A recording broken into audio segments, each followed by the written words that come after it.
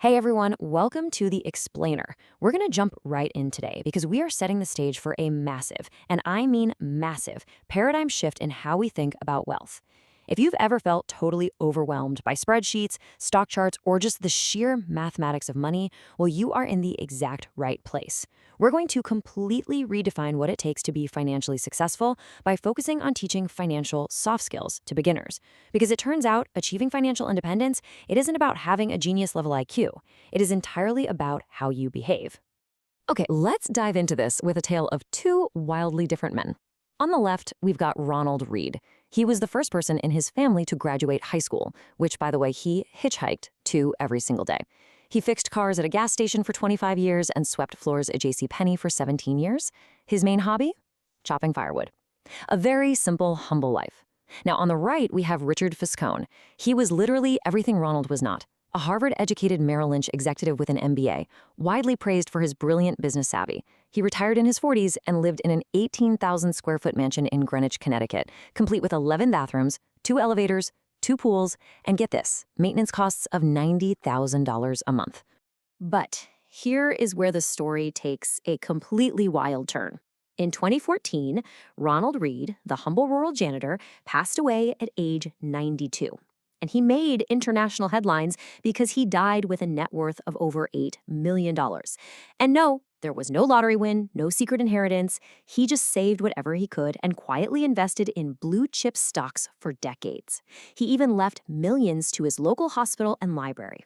Meanwhile, just months before Ronald's death, the Harvard-educated genius Richard Fuscone was also in the news. The 2008 financial crisis had turned his finances to dust. He was completely bankrupt, standing before a judge saying he had zero income and that lavish mansion sold in a foreclosure auction. So, how did this happen? How is it literally possible for someone with absolutely zero formal background, no college degree, and no Wall Street connections to massively outperform a highly trained, elite financial executive? Think about it for a second.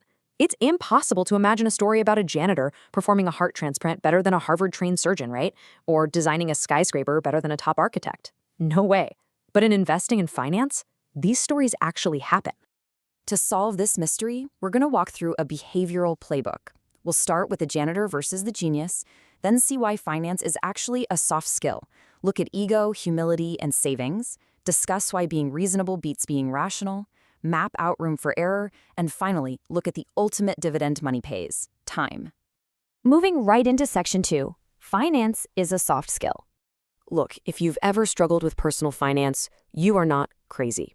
Consumer finance, as we know it, is an incredibly new invention. Things like saving for retirement or 401ks, they're practically infants in the grand scheme of human history. We are all kind of just trying to figure this out as we go. And that brings us to the core thesis of this entire explainer, brilliantly captured in this quote from Morgan Housel. Doing well with money has a little to do with how smart you are and a lot to do with how you behave. Behavior is notoriously hard to teach, even to really, really smart people. A genius who loses control of their emotions can be an absolute financial disaster. But an ordinary person with zero financial education can build incredible wealth if they just master a few fundamental behavioral skills. And this is exactly what we call the psychology of money. We mistakenly treat finance like it's physics. We look for rigid rules, strict formulas, and undeniable laws. But finance, it's overwhelmingly driven by psychology. It's driven by human emotions, nuance, greed, insecurity, and optimism. It's really not about the data you punch into a spreadsheet. It's about what happens in your head when you actually try to execute that plan in the real world. All right, Section 3, ego, humility, and savings. Now, what's really interesting about this slide is the core equation. How do we actually master these behaviors? Let's talk about the mechanics of keeping the money you make. Whether you're earning $30,000 a year or $300,000, building wealth fundamentally requires you to master this specific soft skill. It comes down to a really simple but totally profound equation. Savings equals income minus ego. Past a certain level of covering your basic needs, what you're really paying for is just your ego. Spending beyond a comfortable level is mostly just a reflection of trying to show other people that you have money. It's this daily exhausting struggle against our instincts to extend our peacock feathers to their absolute limits just to keep up with everyone else. So if you want to raise your savings rate, you don't necessarily need to raise your income. You actually need to raise your humility. Think about these actionable soft skills for a second. You save money by spending less. You spend less by desiring less. and you desire less if you simply care less about what other people think of you. Frugality and personal savings are parts of the money equation that are literally 100% in your control. Remember, absolutely no one is as impressed with your possessions as you are. Section 4. Reasonable over rational.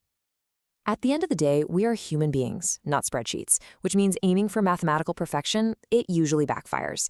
Academic finance loves to look for the mathematically optimal strategy. But out here in the real world, you honestly don't want the mathematically optimal strategy. You want the strategy that helps you sleep at night. You shouldn't aim to be coldly, perfectly rational when making financial decisions. Instead, just aim to be pretty reasonable. So the crucial point is that a reasonable strategy is more realistic, meaning you have a much, much better chance of sticking with it for the long run. If a strategy is completely rational on paper, but it's so stressful that you abandon it the second there's a market downturn, it's completely useless. Your ability to endure, to keep yourself in the game long enough for the magic of compounding to actually work, that is your absolute biggest advantage. Section 5. Room for error. Which brings us perfectly to the concept of survival.